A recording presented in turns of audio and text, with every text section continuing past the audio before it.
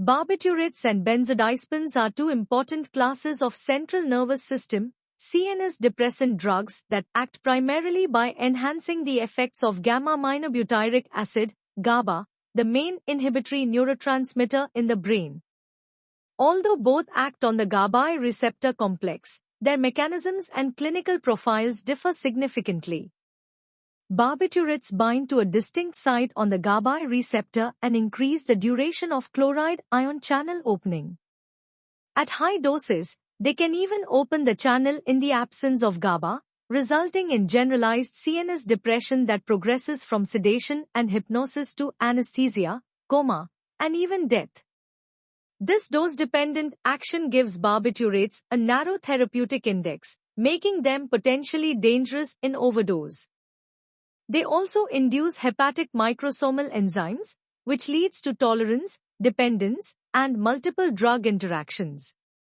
Because of these risks, barbiturates are now used only in limited situations such as induction of anesthesia, thiopental sodium is used, and control of epilepsy, phenobarbital is used.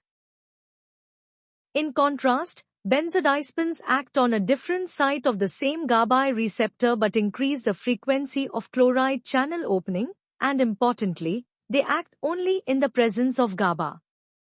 This produces a ceiling effect, preventing excessive CNS depression and making them much safer than barbiturates.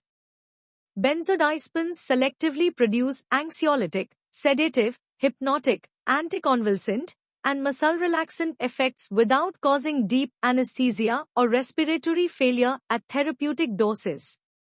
They do not induce liver enzymes significantly, have a wider therapeutic index, and are less likely to cause fatal overdose. In case of toxicity, their effects can be reversed by flumazenil, a specific benzodiazepine antagonist. They are commonly used for anxiety, insomnia, seizures, and alcohol withdrawal, with examples including diazepam, lorazepam, and alprazolam. In summary, both drug groups enhance GABAergic transmission but differ in safety and selectivity. Barbiturates prolong the duration of chloride channel opening and are dangerous due to their narrow safety margin, while benzodiazepines increase the frequency of chloride channel opening and are safer because of their ceiling effect and reversibility.